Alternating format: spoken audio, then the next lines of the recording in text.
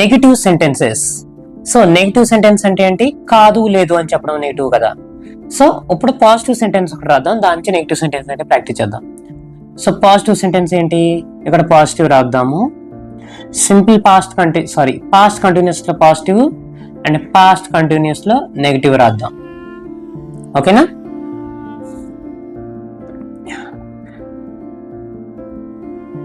వారు నిన్న ఆడుకుంటూ ఉన్నారు.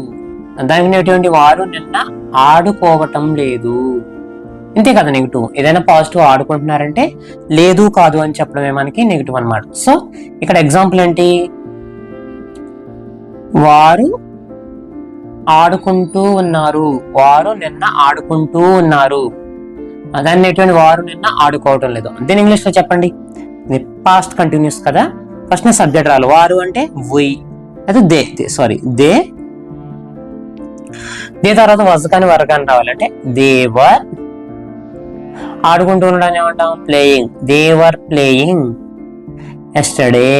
They were playing yesterday.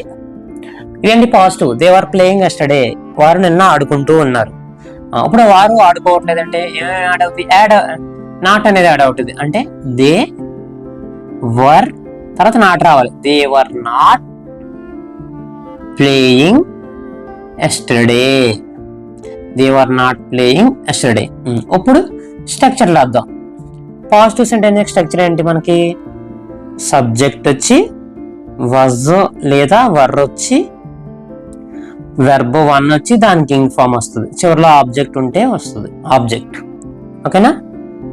దీనికి నెగిటివ్ చెప్పండి. నెగిటివ్ కి నాట్ యాడ్ అవుతుంది అంటే వజ్ కానీ వర్ అంటే subject plus was or were plus not plus v1 plus ing form plus object. అర్థమైందా? Clear cut all of you.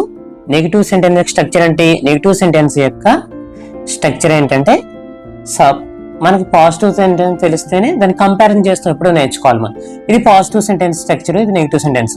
So positive sentence structure అంటే subject was or were plus verb one plus ing form plus object. అయితే negative లో not అనేది add అవుతుంది was were అంటే subject equal was were equal తర్వాత not అనేది add అయింది, తర్వాత మిగతా అదంతా same verb one ing form verb one ing form. Clear all of you? ఇంకొక ఎగ్జాంపుల్ చూద్దాం. ఇంకొక ఎగ్జాంపుల్ ఏంటంటే నెగిటివ్ సెంటెన్స్ లో ఇంకొక సెంటెన్స్ చూద్దాము. నేను నిన్న గుడికి వెళ్తూ ఉన్నాను. నేను నిన్న గుడికి వెళ్తూ ఉన్నాను. దీనికి నెగిటివ్ చెప్పండి. దీనికి నెగిటివ్ ఏంటి? నేను నిన్న గుడికి వెళ్ళటం లేదు. నేను నిన్న గుడికి వెళ్ళటం లేదు. నేను నిన్న గుడికి వెళ్ళటం లేదు. ఇక్కడ మనం అబ్జర్వ్ చేసినట్లు వెళ్తూ నిన్న. సో ఈ రెండు వచ్చాయంటే మనకి పాస్ట్ కంటిన్యూస్, పాస్ట్ లో జరుగుతూ ఉంది యాక్షన్. సో ఇక్కడ నిన్న వెళ్ళటం లేదు. సో వెళ్ళటం లేదు అంటే నేను నిన్న గుడికి వెళ్ళటం లేదు. సో నాట్ వచ్చింది అనమాట. ఓకేనా? అప్పుడు ఇంగ్లీష్ లో ఎలా రాయాలో రాద్దాం దీనికి. సో పాజిటివ్ సెంటెన్స్ స్ట్రక్చర్ ఏంటి? సబ్జెక్ట్ రావాలంటే ఐ తర్వాత వాజ్ వస్తుంది. I was. వెళ్తూ అంటే going. I was going to temple. I was going to temple yesterday. I was going to temple yesterday. దీనికి నెగిటివ్ చెప్పండి. I was తర్వాత నాట్ రావాలి.